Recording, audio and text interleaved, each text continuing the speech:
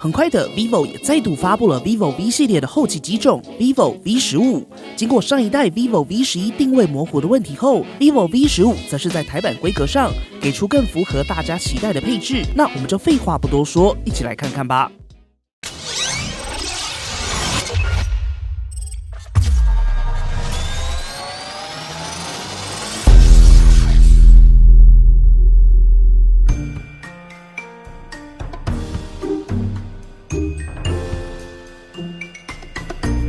vivo V15 Pro 这次在盒装配件上一样随附了快充组，以及符合前置升降模组设计的透明保护壳，并且在出厂时就已经贴上保护贴。保护壳在正面凸起高度上相当足够，透明背盖也可以完整保留 vivo V15 Pro 在背盖上采用的光波纹路设计。简单来说，在外观设计上 ，V15 Pro 采用了斜向渐层的背盖设计。以邦尼手上的水晶蓝版本来说，右上及左下采用较深的深蓝渐层，中间区块则是接近天蓝的亮面色彩。而随着机身上的细微涂点所产生的光影变化，则会在机身平面展现接近弧形的色彩渐变。最终，随着机身边缘闪出不同间距的波浪纹路，放在桌上时表面较深，更为沉稳内敛；拿在手上的光影流动则又难以捉摸，整体感受上也更时尚细腻。邦尼只能说，在机身设计上 ，vivo 确实有许多特别的大胆尝试。机身配置上，右侧由上到下分别是音量调整键以及电源按钮，左侧搭载 microSD 单卡槽以及 AI 按钮，按下后可以即时启用 Google 语音助理，也可以长按开始说话，放开后立即辨识搜寻。相较起 Google 助理自己辨识是否要继续说话，会来得更直觉一些。而在顶部部分有麦克风，保留了 3.5mm 耳机接孔以及前置升降镜头模组，底部配置了双 SIM 双 4G 卡槽、麦克风以及 Micro USB 接孔，并没有换上 Type C。邦尼推测，可能是为了配合双引擎快充模组，稍微可惜。全机采用单喇叭配置，整体来说 ，vivo V15 Pro 在配置上中规中矩，不过外观上还是相当有特色及辨识度哦。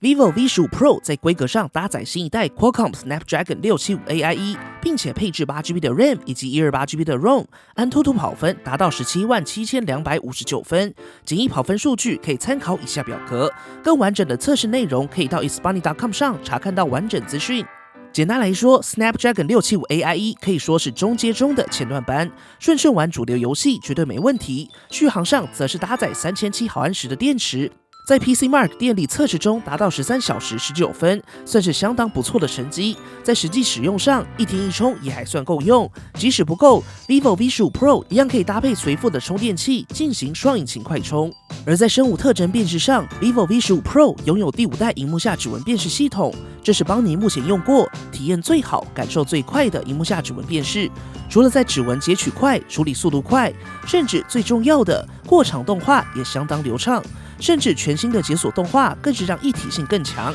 几乎可说是一气呵成。那脸部辨识呢？没错 ，vivo V15 Pro 虽然采用前置升降镜头模组，不过这次也一样支援脸部辨识，得益于升降模组的启动速度来到了 0.46秒。通过设定，可以在萤幕亮起时直接触发升降模组进行辨识。邦尼能说，虽然升降需要时间，但配合着精准的升降过程以及萤幕开启时间，当你手机萤幕亮起的那一刻，脸部辨识几乎已经完成。实际体验来说，你根本感受不到升降过程，当镜头升到一半，早就完成辨识。萤幕亮起时进到主画面，让你无缝接轨的使用。简单来说，不论是指纹还是脸部，都能说是目前市场上相当快的辨识系统。不过最特别的是 ，vivo 也推出了全新的指纹及脸部组合解除锁定。开启后，在指纹辨识感应区会出现一个圆圈，当手指按下后，将会一次触发脸部跟指纹辨识。如果辨识成功，可以透过更快的指纹辨识立即进入系统；如果指纹失败，还有脸部辨识马上接上。这样的辨识方案在邦尼的体验上可说是几乎没有失败过。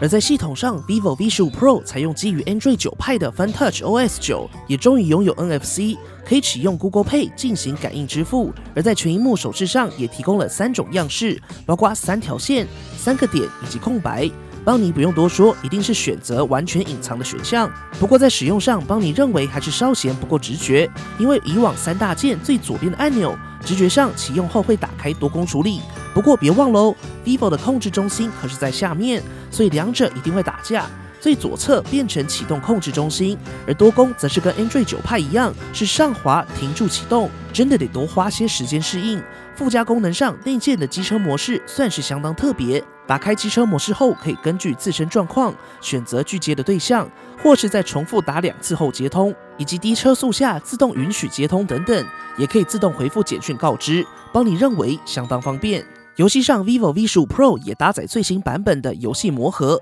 在把游戏加入后，可以开启游戏助手、背景通话、拒接来电、性能优先等等。不过引起邦尼注意的，则是电竞模式，可以在进入游戏后，透过大家手机的左侧快捷选单开启。开启后将会彻底关闭除了游戏本身外的所有 APP， 并且防止 APP 触发任何通知。针对游戏智慧分配性能以及缩小会误触的按钮，例如上滑的控制中心以及下拉通知。最重要的是，开启电竞模式后，即使手机处于高温，系统也不会主动降低性能。简单来说，开启后系统将会自动的针对游戏玩家进行最佳化。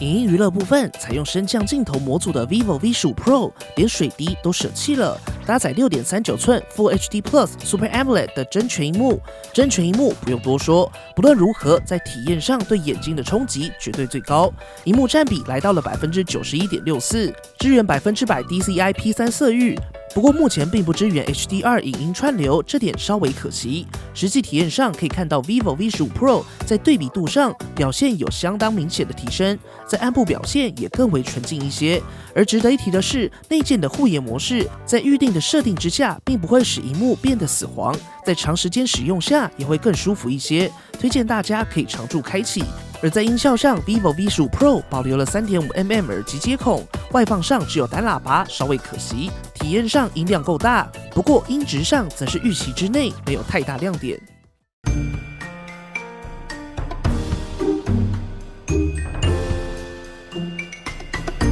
相机体验上 ，vivo V15 Pro 搭载3镜头模组，分别是 f1.8 4800万画素感光元件，进行1200万画素4合1的主镜头，加 f2.2 800万画素广角镜头，以及 f2.4 500万画素景深辅助运算镜头。而在前置相机上，则是采用 f2.0 3200万画素自拍相机，并且采用升降镜头模组，在升起时一样有升降音效。主相机上一样支援 AI 逆光以及超级夜景模式，人像模式上则是支援 f0.95 到 f16的景深运算，并且在这一次 vivo V15 Pro 也正式加入了超广角模式。那我们就一起来看样张吧。等一下哦，微信儿，请问样张在哪儿？哦，不对，本集没有样张。毕竟目前各家中阶机种正在陆续推出中，俗话说得好，没有比较，没有伤害，所以 vivo V15 Pro 在邦尼最招牌的样张对比环节，就留到后续的评测节目中一起推出啦，请继续锁定邦尼。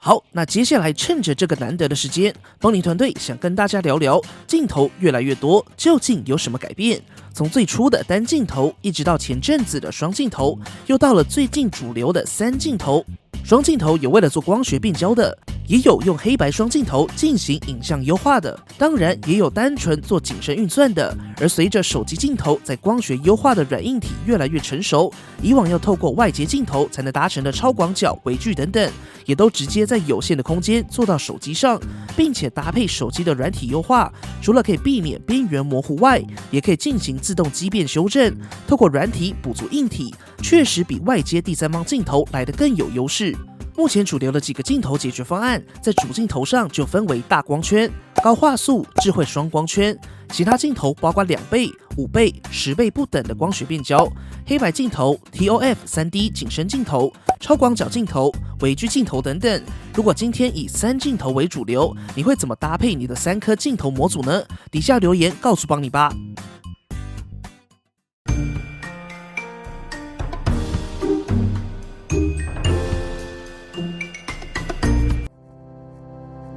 vivo V15 Pro 在重新调整定位策略后，各方面也都来到标准之上，设计上依旧拥有 vivo 自家相当特别的选材以及配色风格，设计依旧相当大胆，随附配件也不吝啬，相当完整，一样是拿到手机就可以马上使用。不过接孔上依旧是 Micro USB， 不是采用 Type C， 稍微可惜。在全新一代的生物特征辨识系统的逻辑体验上相当顺畅，不论是个别的辨识速度都相当快，更透过精准的辨识优化跟秒差，让实际体验上相当顺畅。而在附加功能，包括机车模式、游戏磨合等等，都可以看到 vivo 针对不同的使用族群，持续在有限的性能中进行最佳化。效能上采用新一代的 Snapdragon 675 AIE， 在整体性能表现上也已经是中高阶定位，基本上顺玩游戏没问题。而在续航表现上，搭载3700毫安时，足够1天一充，重度玩家也可以搭配双引擎快充，快速回血。而邦尼简单玩了一下相机，表现还是有亮点的哦。继续锁定后续邦尼带来的一系列2019新机评测吧。好啦，本期节目结束了，不要忘记右上角对 vivo V15 Pro 进行投票，或底下留言告诉邦尼团队，你还想知道 vivo V15 系列哪项功能，或想看的产品测试。对了，快点到 Facebook 私讯邦尼的粉丝专页，找邦尼 AI 小助理玩吧。如果喜欢本期的节目，不要忘记订阅邦尼，并且追踪我们的 Facebook、Instagram， 以及加入 Line@ 跟我们讨论。如果还有其他问题，别忘了底下留言。那我们就下期影片再见喽。